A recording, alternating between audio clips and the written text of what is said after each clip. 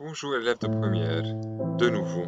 Dans cette vidéo, on va parler de l'énergie, un autre genre d'énergie. Vous avez vu avant l'énergie cinétique, l'énergie qui dépend du mouvement de la vitesse. On va voir un autre genre d'énergie. Peut-être que ça va vous donner l'impression au début que c'est une énergie abstraite. C'est pas grave, patientez, vous allez voir au fur et à mesure cette énergie, c'est quoi.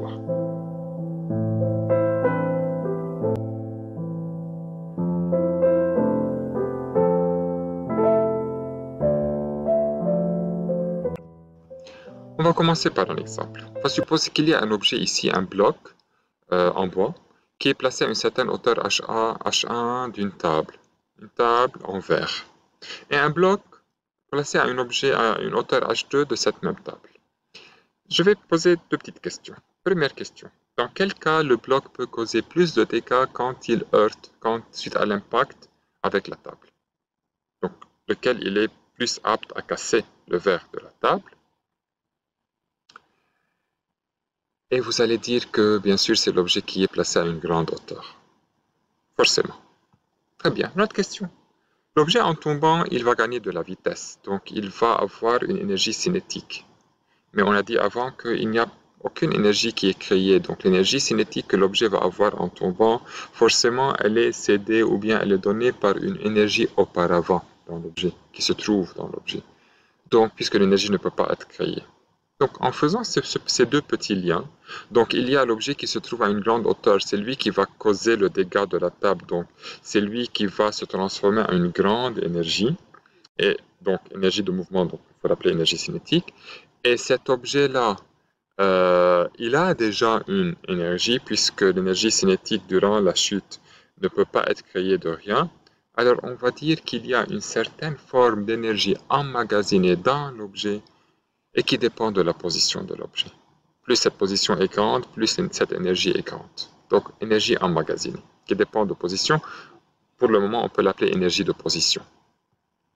C'est quoi cette énergie? Vous vous rappelez tous l'histoire de Newton. Donc, cette légende qui dit que Newton était assis sous un arbre, il y a une pomme qui tombait sur sa tête, et puis après ça, il a commencé à réfléchir, il a eu l'idée de travailler ou bien de penser à une certaine interaction gravitationnelle exercée par la Terre. Donc, chaque objet au voisinage de la Terre est soumis à cette interaction gravitationnelle. Par exemple, la pomme ici, elle est sur l'arbre et elle est soumise à une force qui est le poids. Et le poids, c'est la force de la Terre sur la pomme. D'accord? Cette pomme-là, elle ne tombe pas. Elle est accrochée à l'arbre. Mais, à un certain moment, elle va tomber. Peut-être que la petite branche qui tient la pomme va céder et la pomme va tomber. Donc, on va dire que la pomme, elle a, suite à l'interaction gravitationnelle exercée par la Terre, elle va tomber, mais elle ne tombe pas maintenant. Donc, on peut dire qu'elle a le potentiel de tomber. D'accord? Elle est capable de tomber. Vous vous rappelez, tout objet capable de faire un travail, donc quand elle tombe, le poids fait un travail, il possède une énergie. Donc, puisqu'elle a le potentiel de tomber, cette énergie, on va l'appeler l'énergie potentielle de pesanteur. Et on va voir tout à l'heure que l'interaction gravitationnelle qui existe entre deux objets peut engendrer une énergie potentielle. Et est-ce que seulement l'interaction gravitationnelle ou bien est-ce que autres genres d'interaction ou bien de force peuvent engendrer une énergie potentielle? On va voir ça après. Donc du coup, on va dire que il y a d'autres formes d'énergie potentielle. C'est pour cela qu'on a dit énergie potentielle de pesanteur pour le moment.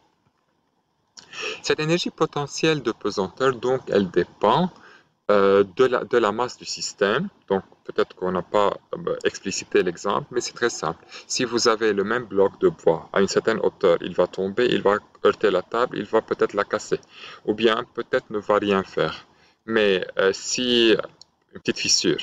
Mais si l'objet il a une plus grande masse, là, il a plus de possibilités de la casser.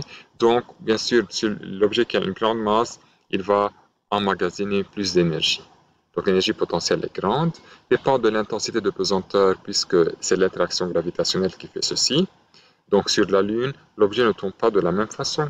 Et si l'objet il tombe de la Lune, par exemple, sur la Lune il tombe, il ne va pas peut-être heurter et faire un dégât, la même chose qu'il tombe sur la Terre. car vous savez que sur la Lune, il est moins attiré que sur la Terre, et dépend de l'altitude Z, puisqu'on vient de dire que c'est une énergie de position. Alors, cette énergie potentielle de pesanteur, la relation c'est m fois g fois z, elle est proportionnelle à ces trois facteurs, avec les unités suivantes. M c'est en kilogrammes, g en mètres secondes moins 2, z c'est en mètres, et EP c'est en joules. Toujours, quand on va travailler avec joules, il faut que les unités soient SI, internationales. Mais Z par rapport à quoi? Donc, il faut poser cette question. Z par rapport à quoi? Alors, on choisit un axe vertical vers le haut pour dire que c'est positif, Z positif si c'est vers le haut. Et on va choisir une origine pour laquelle Z égale à 0. Cette origine, on va l'appeler la référence des énergies potentielles. Donc, pour Z égale à 0, donc le EPP en ce point, c'est égal à 0. Donc, en ce point, il n'y a pas de EPP. C'est pour cela qu'on l'a appelé la référence des énergies potentielles. Qui est ce point? On vous choisit ce point. Ou bien, vous pouvez le choisir. Ça dépend de l'exercice. Donc, disons, par rapport à la table, le bloc, sa position, c'est la hauteur de bloc jusqu'à la table. Mais si le bloc est à cette même position, mais si je veux la référence des énergies potentielles, que ce soit le sol, donc je peux dire que la hauteur, c'est du bloc vers le sol. Okay? Toujours la hauteur ou bien l'altitude Z, on apprend par rapport à la référence qu'on choisit. C'est clair? Très bien. Revenons à ce que j'ai dit avant. L'énergie potentielle, elle est, si vous voulez, suite à une certaine force. Est-ce que toute force va engendrer une énergie potentielle? En effet, on va voir la relation entre énergie potentielle et force conservative, et on va dire que toute force conservative, elle est associée à une énergie potentielle. Le poids, il est une force conservative. Donc, c'est associé à une énergie potentielle qu'on appelle énergie potentielle de pesanteur. Après, on va voir d'autres genres d'énergie potentielle, mais vous serez responsable seulement de l'énergie potentielle de pesanteur. Voyons cet exemple. Un objet qui est placé au niveau A, il est soumis à son poids, et on va soulever cet objet. Donc, on va le soulever pour le placer sur B. En le soulevant, on est en train d'exercer une force. La force exercée pour le soulever, elle fait un travail. Et ce travail, c'est ce travail qui est converti en énergie potentielle. Donc, vous vous rappelez, il n'y a pas une énergie qui est créée de rien. Donc, d'où est venue l'énergie potentielle de cet objet? Car il y a eu un certain travail qui l'a fait soulever et la placer en haut. Donc, c'est pour cela l'énergie potentielle aussi, elle vient d'une certaine énergie préalable. D'accord. Ce travail-là, on va un peu investiguer ce travail. Ce travail-là, c'est un travail qui est opposé au poids, puisque le poids, il va pousser l'objet vers le bas, mais nous le soulever vers le haut. Donc, c'est un travail opposé au poids. Et voyons c'est quoi le travail. Le travail d'une force, on l'a déjà vu dans la vidéo précédente, sa relation c'est force fois déplacement fois le cosinus de l'angle entre le vecteur force et le vecteur déplacement. Et pour le poids particulièrement, il y a une autre relation qui est découlée de la première, qui est m fois g fois la hauteur ou bien la différence des ordonnées ou bien des altitudes. Donc, on a choisi cet axe vertical vers le haut positif, pris positif vers le haut, ZA et ZB les ordonnées, et le travail du poids sera m fois g fois ZA moins ZB. Vous réalisez que ZA moins ZB est négatif puisque ZA plus petit que ZB. C'est ce qu'on a dit quand on a dit que le travail du poids est résistant. Donc toujours quand l'objet monte, le travail du poids est résistant négatif. Quand l'objet descend, le travail du poids est moteur positif. Donc mgZA moins ZB. Ça c'est d'une part le travail de poids. D'autre part, si on va voir la différence d'énergie potentielle, on voit que l'énergie potentielle en B moins celle en A égale mgZB moins ZA. Ici, puisqu'on parle de différence d'énergie potentielle, donc c'est finalement initial. mgZB moins ZA. Et on vient de réfléchir ensemble que c'est le travail de la force qui s'oppose au poids qui a créé cette énergie potentielle quand l'objet il est placé en B. Et on vérifie dans cette formule, dans ces deux relations, que mgZB moins ZA, c'est l'opposé de mgZA moins ZB. Alors, on peut tirer cette relation générale, c'est que pour n'importe quelle force conservative, la différence d'énergie potentielle entre deux points, c'est l'opposé du travail de cette force conservative. Donc là, le travail du poids. Delta E, PP, pesanteur égale moins travail du poids. ça, on peut toujours l'appliquer. Et en général, la delta EP, donc la différence d'énergie potentielle, c'est moins le travail de la force conservative qui a créé cette énergie potentielle. D'accord? On va voir maintenant et rapidement, brièvement, quelles sont les autres formes d'énergie potentielle sans trop rentrer dans le détail. D'accord? Puisque ce n'est pas de votre programme. Donc, on voit déjà une énergie potentielle qu'on appelle énergie potentielle élastique. C'est créé par une corde, un ressort qui est élastique. Et si on va, par exemple, avec ça, l'archer, donc si on va tirer sur la flèche, on a créé une énergie potentielle à la flèche quand on la tient, car une fois que la fille va lever sa main, la flèche va être induite en mouvement. Donc, elle aura une énergie cinétique. Donc, cette énergie cinétique vient du fait qu'il y a une énergie potentielle élastique quand la fille tient la flèche. D'accord? Et cette énergie potentielle élastique, d'où elle est venue? Donc, comme on a vu avant, le fait de tirer la flèche ou bien de reculer cette flèche et de la pousser contre l'élastique, la corde, elle a fait un travail, le travail de cette force, et ça a engendré une énergie potentielle élastique. Un autre cas d'énergie potentielle, c'est l'énergie potentielle électrique.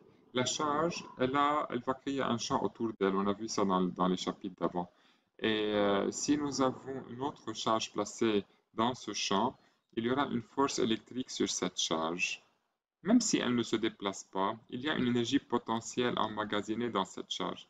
Car une fois elle est capable de se déplacer, par exemple, si elle est tenue par quelque chose, elle ne se déplace pas, mais si elle est libre à se déplacer, elle va se déplacer ou bien s'attirer à la charge si elle est négative, ou bien s'éloigner de la charge si elle est positive. Donc, il y a une énergie potentielle électrique que la charge possède. Et un troisième exemple, c'est l'énergie potentielle magnétique, le clou. Une fois le clou il est tenu, donc il y a un potentiel d'être attiré à l'aimant. Et si je relâche le clou va être attiré à l'aimant directement. Donc là, il y a une énergie potentielle magnétique. Donc ce sont les différentes formes d'énergie potentielle.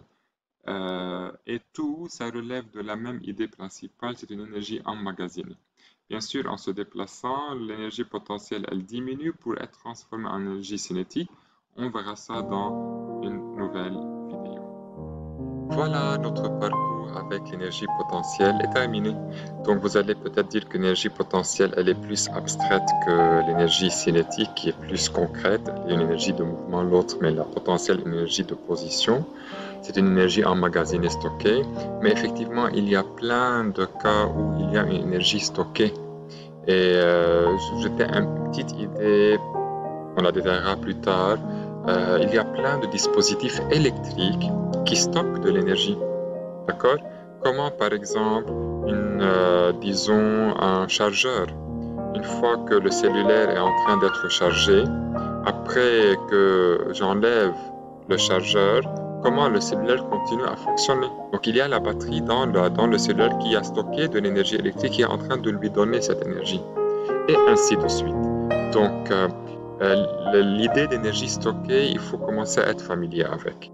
Et pour l'énergie potentielle, c'est une position. Donc tout simplement, quand vous allez voir qu'il y a un objet placé à une certaine position par rapport à une référence, directement il y a une énergie potentielle de pesanteur car cet objet, il va tomber. Voilà, moi je suis assis derrière un arbre, j'espère qu'il n'y a pas une pomme qui va me tomber sur la tête. J'espère que vous avez bien compris et que si vous avez des questions, vous les posez bien sûr. Et n'oubliez pas de vous abonner sur la chaîne et à bientôt. Donc, dans la prochaine vidéo, on parlera de l'énergie mécanique.